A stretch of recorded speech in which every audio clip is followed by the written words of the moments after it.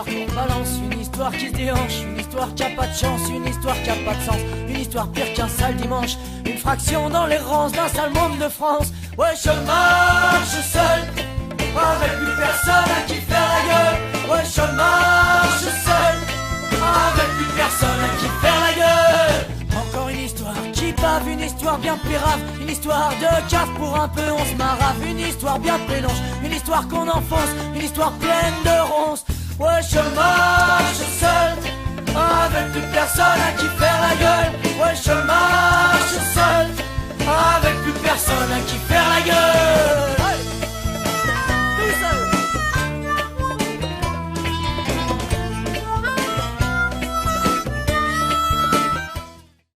Bruno, bonjour, on se retrouve ici devant le ministère des Affaires sociales, de la Santé et des Droits des femmes. On se retrouve ici pour un parcours un peu particulier, je vais te laisser nous expliquer tout ça. Bonjour, donc ça fait 33 jours, exactement 35 jours que je suis ici, dont 33 jours de grève de la faim, pour que mon fils puisse avoir des soins adaptés à ce qu'il a eu comme accident, c'est-à-dire la foudre, puisqu'il a été touché par la foudre pendant une sortie scolaire en mars 2007. Et depuis mars 2007, on se bat pour qu'il soit soigné correctement pour ce qu'il a eu. D'accord, donc tu es là, tu es là depuis un mois devant le ministère. Est-ce que tu as eu des retours un petit peu? Des gens sont venus te voir au niveau du ministère, au niveau du gouvernement? Au niveau du gouvernement, je n'ai absolument vu personne. Au niveau du ministère de la Santé, je n'ai absolument vu personne. On est dans une totale méprise depuis 33 jours de grève de la faim. Il faut savoir que donc au bout de 33 jours, j'ai quand même eu un contact avec des gens de l'Agence régionale de santé par personne interposée. Donc ils m'ont proposé une réunion. Donc moi je leur ai demandé de me donner une date de réunion. Et donc quand ils m'ont donné la date, j'ai évidemment suspendu ma grève de la faim jusqu'à cette réunion, quoi, hein, pour reprendre un peu les forces. Et puis c'était un petit gage de bonne volonté, puisque moi je veux qu'on avance surtout.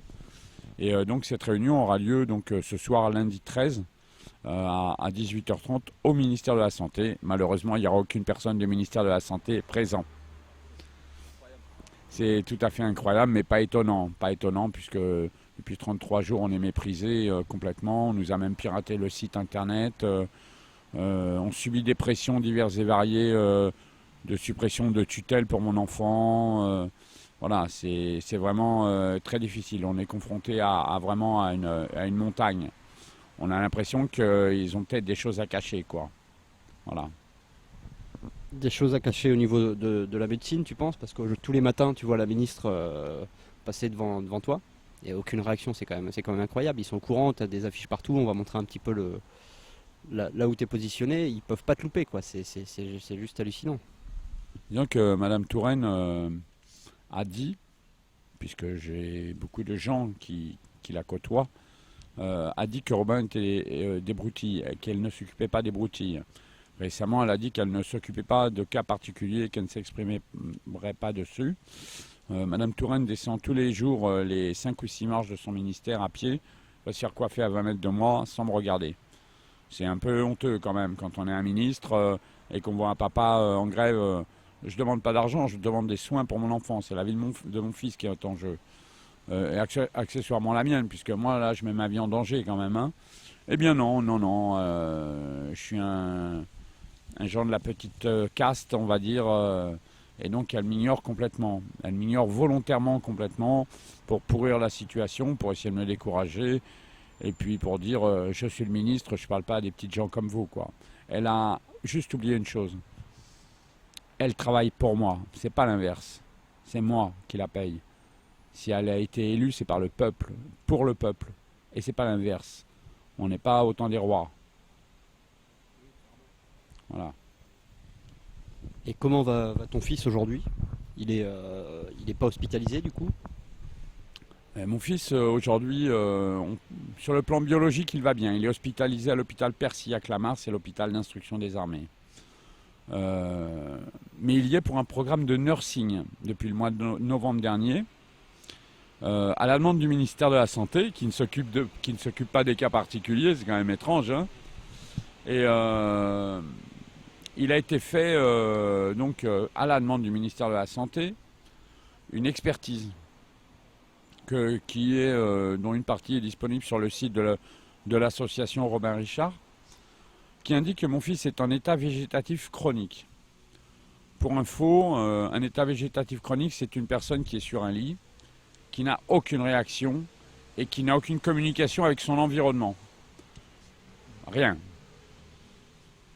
Vous pourrez voir sur le site de l'association Robin Richard que mon fils est capable de lire des SMS, qu'il est capable de tenir debout, qu'il est capable d'écrire son prénom, qu'il est capable de suivre un rythme avec un tambourin par exemple, qu'il est capable de toucher des parties de son visage avec un objet.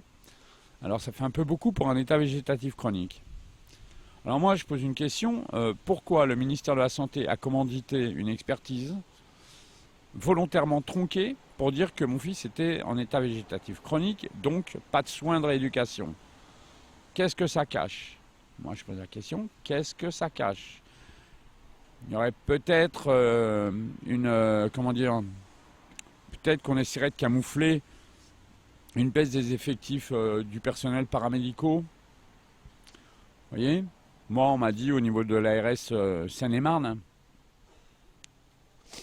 que c'est un phénomène très, très bien connu au niveau de l'ARS et même au niveau du ministère. Pardon. Ils appellent ça l'envolée de moineaux, c'est-à-dire que tous les paramédicaux, kinés, psychomotriciens, voire même les infirmières, à la fin de leur cursus, partent tous en libéral. Parce qu'ils sont mal payés, peut-être volontairement mal payés. Et donc, le gouvernement, en fait, se sert de ça pour faire des économies de budget et travaille en flux tendu, hein. Excusez-moi. Et donc, profite de cette occasion pour réduire les personnels et en gros soigner un peu tous les gens de la même manière sur le plan kiné, c'est-à-dire 1 heure de kiné par jour et par patient. Le fait que mon fils arrive dans un service avec une demande de 4 à 5 heures de kiné et paramédicaux plus globalement perturbe les services de rééducation fonctionnelle ou hospitaliers. J'en ai eu la confirmation l'année dernière par M. Grégory Guillaume, qui est le chef de cabinet de Marisol Touraine, qui m'a dit on ne vous laissera pas déstabiliser les centres de rééducation fonctionnelle. Ce monsieur est actuellement en train d'envoyer à tous les gens qui lui ont envoyé un email pour lui demander des explications, un courrier qui indique que mon fils est très bien traité, qu'il est bien pris en charge selon l'expertise et que les soins que nous demandons pourraient être dangereux pour mon fils, voire mortels. Depuis quand un programme de kinésithérapie est mortel? Il faudrait qu'on arrête de nous raconter des histoires quand même. Voilà. Qu'ont-ils à cacher? Pourquoi un ministre comme M. Xavier Bertrand, qui a pris mon fils à Paris en tant que ministre de la Santé, il a monté à Paris pour qu'il ait les meilleurs soins. Il a dit à l'époque, j'ai vu la vie dans les yeux de Robin, à pathologie exceptionnelle, moyens exceptionnels. Pourquoi ce monsieur, Xavier Bertrand, a pris mon fils à Paris avec un programme de rééducation, un programme de soins organisé? Pourquoi son successeur, à partir de la démission du gouvernement Fillon, a fait l'exact inverse et fait tout ce qu'ils peuvent pour démonter tout ça et tout stopper de manière à ce qu'on rentre chez nous en HAD, c'est-à-dire en hospitalisation à domicile? Pourquoi? Pourquoi est-ce qu'on tente de tout stopper? On fait des économies budgétaires. Voilà, on est capable de faire tuer nos gars aux 4 coins du monde, nos soldats, nos braves soldats. On est capable de mettre des gardes en faction devant un patient d'un autre pays. Tant mieux si ces gens viennent se faire soigner chez nous. Nous avons certainement les meilleurs médecins au monde, le meilleur système de santé au monde. Tant mieux. Mais moi, je dis... mon fils aussi, il a le droit. Il était en sortie scolaire. Il a le droit d'avoir une petite équipe de kinés qui s'occupe de lui, de manière à ce qu'il récupère tout ce qu'il doit récupérer. Et il a du potentiel. Oui, tu vois qu'il a du potentiel, il y a de l'évolution dans ses problèmes. Enfin, ça évolue un petit peu doucement. Du coup, il y a beaucoup de retard par rapport à ça. Parce que si tu avais ces 5 heures de kiné, il pourrait faire énormément de progrès, beaucoup plus vite. Et c'est un humain, c'est une personne comme toi, comme moi, qui a le droit à des droits, qui a des droits. Et c'est juste incroyable qu'un ministère s'occupe d'un cas particulier pour lui retirer ses droits. Enfin, c'est un peu ce que je comprends, quoi. Ce qui, pour de l'argent, quoi. Toujours la même chose, quoi. Vous savez, quand on entend Marisol Touraine qui dit qu'elle ne communiquera pas sur un cas particulier, et il n'y a pas très longtemps quand même, il me semble que pour l'affaire de Leonarda, par exemple, M. Hollande a fait une allocution télévisée sur TF1 pour Leonarda. Donc à un moment donné, je me pose beaucoup de questions, quand même. Pourquoi est-ce que Robin n'a pas le droit à tout ça? On fait de la balnéo pour soigner un cheval de course. On fait des scanners ou des IRM pour des chiens. On fait de la rééducation pour certains animaux. Et mon fils, non. Est-ce que mon fils a moins de valeur qu'un cheval ou qu'un chien? Non. Non, non, pas du tout. Mon fils, c'est un être humain. Mon fils était en plus en sortie scolaire. Alors, à un moment donné, on se pose quand même beaucoup de questions. On nous dit à nous qu'on fait de l'acharnement contre lui. Moi, je retourne la question. Est-ce que ça ne serait pas plutôt de l'acharnement contre lui de leur part, et même contre nous? Des représailles politico-médicales. Pourquoi? Parce que nous avons refusé de le débrancher dès le départ. On nous avait dit qu'il a le cerveau grillé, ça ne servira à rien, il n'aura jamais aucune réaction. Donc nous avons refusé. Et depuis, on nous met des bâtons dans les roues. On essaye de nous empêcher de le soigner, de le guérir, de le guérir le mieux possible. Mais pourquoi? Pour quelle raison? Pour quelle raison est-ce qu'on fait une expertise à grand renfort de moyens, hein? Pourquoi est-ce qu'on fait une expertise qui dit qu'il est en état végétatif alors qu'il est capable de lire un SMS? Je pense que la lecture, l'analyse et la réaction instantanée fait partie des fonctions supérieures de l'être humain et du cerveau humain. Et un état végétatif n'est pas capable de faire ça, n'est pas capable. Alors, je me pose beaucoup de questions. J'ai vu récemment Madame Lambert, la maman de Vincent Lambert. Elle m'a raconté beaucoup de choses qui ressemblent beaucoup à Robin. Vous voyez, ce pauvre gars, il a, d'après elle, beaucoup de réactions. J'ai vu des vidéos. Il a des réactions. On ne l'assoit même pas dans un fauteuil, ce pauvre gars. Et on dit qu'il est en état végétatif, post-relationnel. Ils n'arrêtent pas, ils trouvent toujours des termes médicaux pour essayer de caser les gens. Hein, il y a les schizophrènes et il y a les états végétatifs. Sous-entendu, les légumes, il n'y a rien à faire. Eh bien, moi je pense qu'on est en train de dégager tout ce qui gêne en France. Des cas comme Vincent Lambert, par exemple, il y en a environ 1500 en France. Ça coûte très cher à la société. Eh bien, on va les dégager. Ça fera des économies. Vous voyez? Un cas comme mon fils, ça gêne aussi. Parce que non seulement il est sorti du coma, il progresse. On est médiatisé. Ma femme et moi, ça fait 7 ans qu'on fait médecine. Donc ça gêne. Ça gêne. On est un clou dans la chaussure, un caillou dans la chaussure. Et ça, ils ne supportent pas. Ils aiment pas. Ils aiment avoir raison et ils veulent avoir raison. Et puis, ils feront absolument tout ce qu'ils peuvent pour nous faire passer pour des caractériels, convocation gendarmerie. Voilà, exactement. Il y a tout un tas de pressions qui nous sont faites, qui sont tout à fait inacceptables. Inacceptables. On n'est pas des gens qui mettons l'État français en danger. On se bat pour la vie de notre enfant.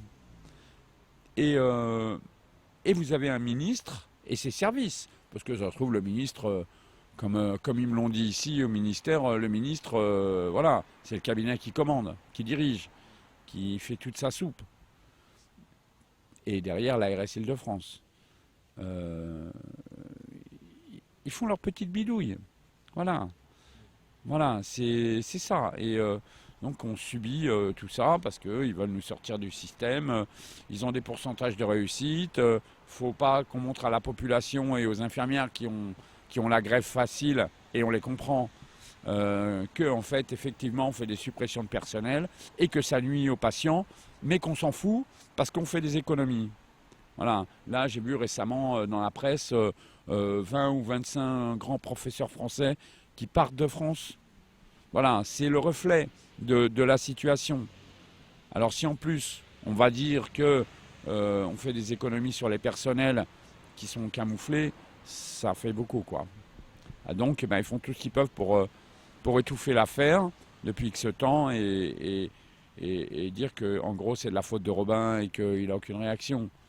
Même si nous on prouve par le biais de grands professeurs comme Steven Lorez en Belgique, un des meilleurs neurologues au monde, compte rendu écarté par le ministère.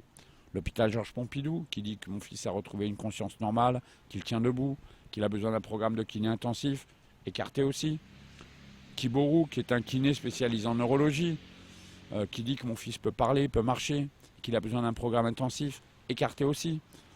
À un moment donné, je me pose des questions sur l'état de notre pays, quoi. Parce que là, ce qu'on fait à mon enfant, retranscrit sur l'échelle d'un État, c'est quand même grave.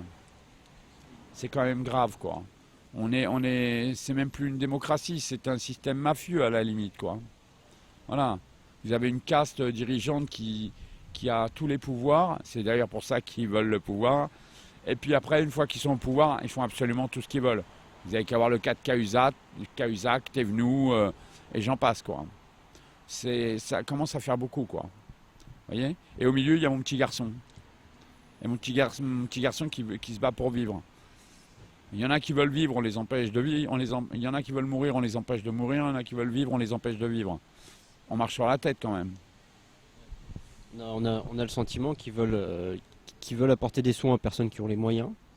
Ils veulent apporter des soins aux personnes qui vont pouvoir être actifs, qui vont pouvoir leur apporter de l'oseille, hein, clairement. Enfin, moi, je vois ça comme ça. Et dès l'instant où on rapporte plus d'argent à ce gouvernement, ils prennent plus le temps de nous soigner, ils prennent plus le temps de nous aider, ils prennent plus. Alors qu'on a la meilleure médecine du monde, on ne comprend pas pourquoi, alors qu'on a les moyens d'aider ton fils, pourquoi aujourd'hui en France on n'aide pas ton fils alors que ton fils est résident de ce pays, ton fils est né ici. Enfin, je n'arrive pas à comprendre pourquoi on a les moyens de le faire et on ne le fait pas. Pour de l'argent, c'est incroyable. Bien, parce que justement, au-delà de ça, c'est une gestion des centres de rééducation fonctionnelle qui...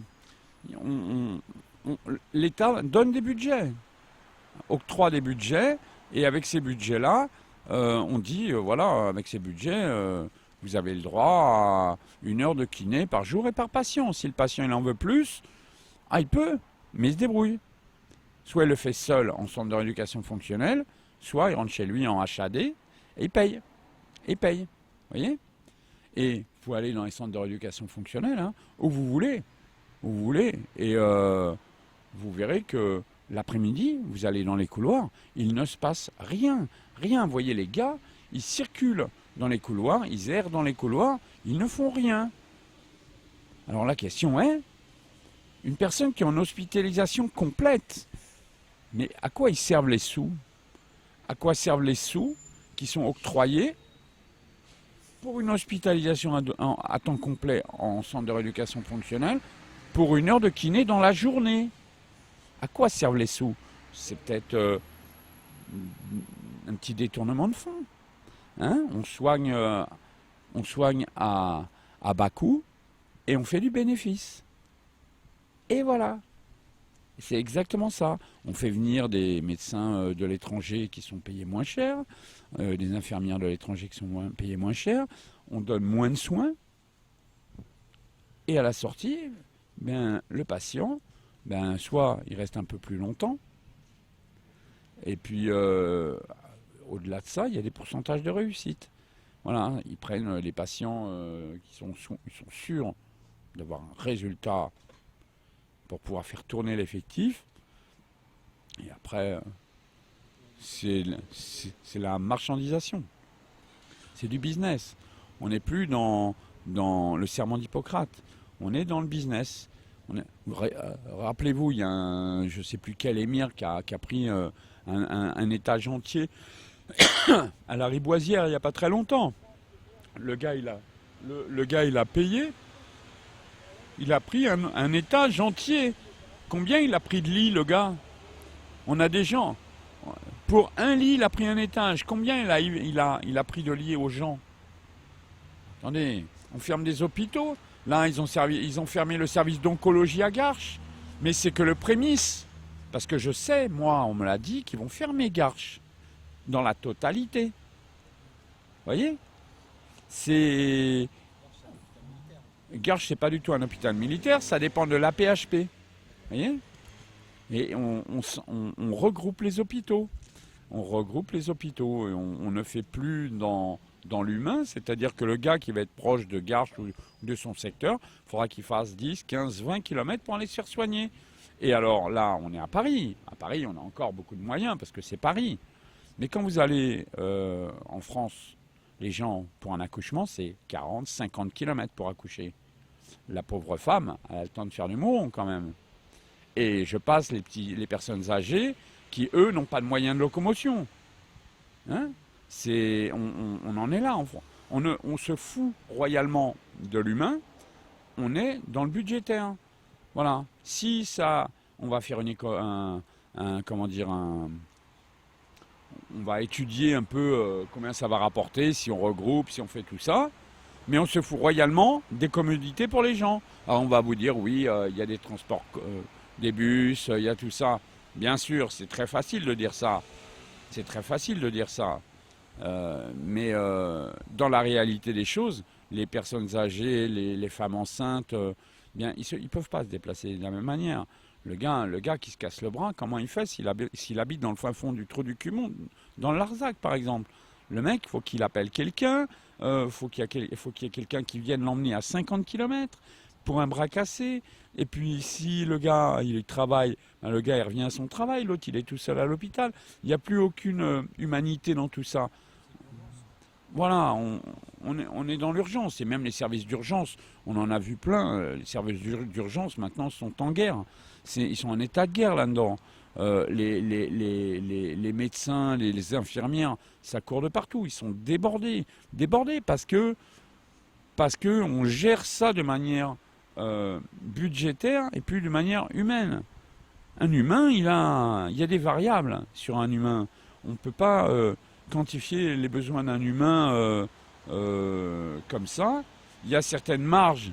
Maintenant, on supprime les marges d'évolution, mais on garde par contre les marges budgétaires. On va rester toujours dans le budget. Voilà. On va dire que bon, il faut tant de seringues pour tel service. Si jamais il y a un coup de bourre, panique à bord. Panique à bord. Et c'est pareil pour le personnel. Et donc, pour en revenir à mon fils, eh bien, le fait qu'il ait besoin de plein de soins comme ça déstabilise. Le fait qu'en plus on soit médiatisé, qu'on parle de nous, que nous on ne se laisse pas faire, etc., c'est la catastrophe. Ah non, alors là, non, Robin, il n'est pas capable d'avoir des soins. Voilà, on essaye toujours de... Voilà, c'est l'époque. Là, on est en plein dedans, quoi. Quand vous avez une femme du ministère de l'Agence régionale de santé qui nous dit en pleine réunion, vous êtes au cœur du délabrement du système de santé français.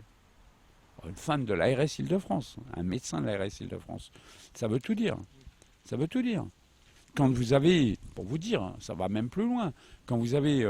nous, on a eu, François Hollande s'est engagé par écrit pour un renforcement de soins pour Robin. Par écrit, c'est disponible sur le site de l'association. Quand on montre ce courrier aux médecins, ils rigolent, ils nous disent mais il est incompétent, il a qu'à se mêler de ses affaires, il n'est pas médecin lui. Mais je rêve, quand un président de la République écrit quelque chose, premièrement il s'est renseigné, il n'écrit pas ça comme ça pour rigoler, c'est le président. Et puis on peut penser ce qu'on veut du président. Le président de la République c'est une institution, quand il fait un écrit on doit le respecter. Même si on est un médecin, parce que c'est le président de la République qui l'a dit. Et même si on n'y croit pas, on doit faire ce qu'il dit. Eh bien non, eh bien non. Et même des gens du ministère de la Santé hein, viennent nous dire oui, mais il n'est pas médecin. Mais il n'est pas médecin, mais il est président. Je suis désolé. Voilà, donc c'est le plus haut, on va dire le plus haut gradé en France.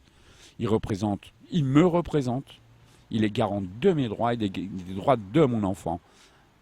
Et quand M. Hollande fait un écrit, eh bien même le ministre, il doit s'écraser et faire ce que le président a dit. Parce que c'est le président. Eh bien non. Là, on se fout de sa gueule et puis on nous dit non. Mais... Alors, j'ai quand même beaucoup de problèmes. Oui, clairement, clairement. Bah, merci beaucoup hein, pour cet entretien. On va essayer de te suivre, enfin, on espère ne pas te retrouver là encore dans 15 jours. Mais si tu es là, on sera là. Et voilà, qu'est-ce qu'on peut faire aujourd'hui pour te soutenir? Qu'est-ce que les citoyens français peuvent faire? Bien, sur le site de l'association Robin Richard, il y a une pétition qui est en cours, qui réunit 60 000 ou 70 000 signatures, je crois. Il faut la signer. Hein, elle sera transmise au président de la République et à Marisol Touraine. Voilà, elle se trouve sur le site de l'association Robin Richard. Je vais dire l'adresse, c'est http://asso.robinrichard.free.fr. Voilà, il y a une pétition. Pour nous aider, on a aussi écrit un livre avec ma femme, Annick, qui s'appelle Robin le jour, le ciel se déchira. C'est aux éditions Jacob Duvernay. Voilà, ça retrace une grande partie de notre combat depuis le début. On en vend partout dans le monde. J'en ai vendu au Chili, en Argentine, au Québec, en Belgique, en Suisse. Il est parti en Chine aussi. Voilà, c'est un livre qui dit tant qu'il y a de la vie, il y a de l'espoir. Faut jamais baisser les bras. On doit être acteur de sa vie. Et on ne doit pas... un médecin, c'est un médecin. C'est pas Nostradamus, c'est pas un dieu. Un médecin, c'est un homme. Et ma foi, il a le droit de se tromper. Et des fois, il y en a qui se trompent volontairement. Mais on ne doit pas avoir une confiance absolue. Parce qu'il peut se tromper. Et il y a des médecins, s'il y a des médecins qui entendront ça, ils comprendront ce que je veux dire. On ne peut pas non plus cracher sur un médecin parce qu'il a dit quelque chose. Un médecin peut se tromper. Hein? Alors, il y en a qui le prennent bien, il y en a qui le prennent mal, parce qu'il y en a qui sont humbles. On doit rester humble face à la vie. Chaque être humain est unique et remarquable dans sa complexité. Et ça devrait servir à beaucoup de nos gouvernants, nos dirigeants. Et moi, je voudrais dire 2-3 petites choses à François Hollande. C'est qu'un État qui prétend assurer la liberté aux hommes doit commencer par leur garantir l'existence. Ça, c'est une phrase de Léon Blum. Il devrait s'en inspirer quand même. Il y en a une deuxième que je voudrais dire, c'est que l'avenir, il ne faut pas le prévoir, il faut le permettre. Je ne sais plus de qui c'est. Et puis il y en a une dernière, c'est une phrase de François Hollande. Et ça, il faut vraiment qu'il soit sûr de ça. C'est que l'important, c'est d'avoir un cap et de le garder. C'est ce qu'on fait. On ne lâchera pas. On ne lâchera rien, jamais. Notre fils est en sortie scolaire, on est là et on partira de là en ayant gagné. On n'est pas venu ici pour perdre. N'en déplaise à qui que ce soit, notre fils a le droit des soins, il est en sortie scolaire et on le soignera. Même si je dois mettre ma vie en danger, ma femme, s'il m'arrive quelque chose, prendra la suite, etc., etc. Le frère, la sœur, on est tous déterminés. Sauf que là, moi, je suis obligé de faire le papa pour protéger tout l'ensemble de ma famille, parce que c'est comme ça. Et ils ne pourront pas nous faire baisser les bras. Voilà. Voilà. Voilà. Les seuls combats que l'on ne gagne pas sont ceux que l'on ne mène pas. Et on va gagner. Merci.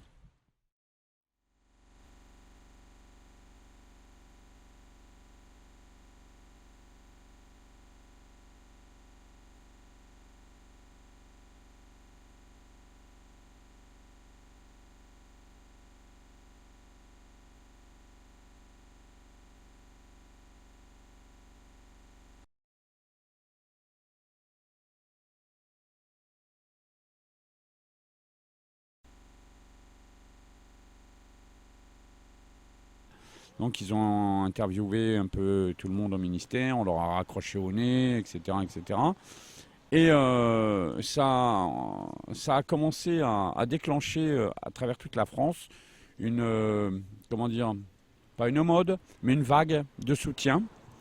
Un des premiers qui a commencé, c'est monsieur Vincent Perrault, qui est sur RTL aussi, qui a fait une photo avec un hashtag Soutenez Robin.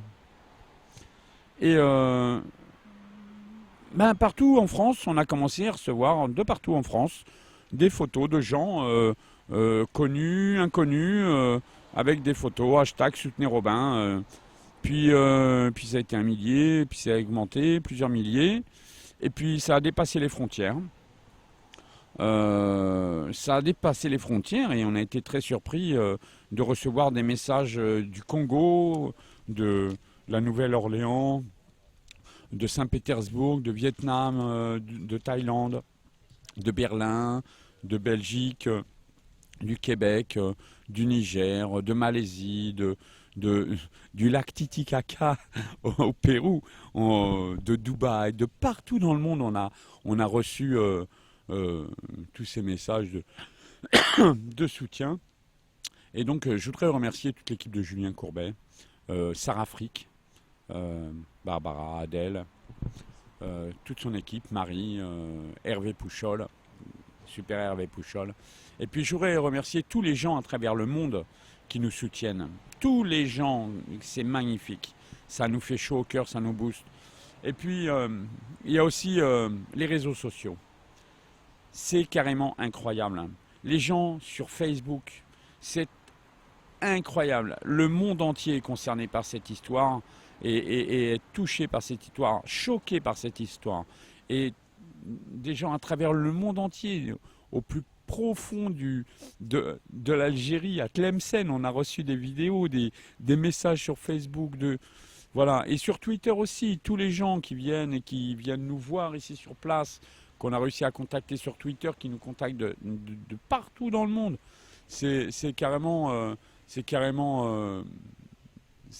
incroyable. Des artistes comme Laurent Kérusoré de Plus belle la vie, des grands sportifs comme Pascal Gentil sont venus ici nous soutenir, des hommes politiques, Xavier Bertrand, Gaby Charroux, Gérard Fro, tout un tas de sénateurs, des députés. Il y a beaucoup de gens qui sont venus nous soutenir. Et tous, vous pourrez en retrouver une grande partie, comme des gens comme Jacques Pradel, Flavie Flamand, Stéphane Bern. Tous, ils ont pris une photo, hashtag Soutenez Robin. Alors, c'est pas grand-chose sur le principe. Mais quelle pression pour Madame Touraine, qui reste droit dans ses bottes avec ses services sur une expertise tronquée. Mais nous, ça nous booste. Quand on voit tous ces gens qui nous poussent.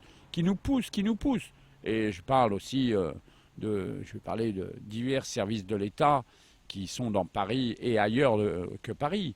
On en reçoit des messages d'amitié de gens de la police, de partout en France, par exemple. On reçoit des messages de soutien de pompiers, d'infirmiers. On remercie tous ces gens-là qui font un travail remarquable et qui nous soutiennent. Parce que ce qui est arrivé à Robin, ça peut arriver à tout le monde.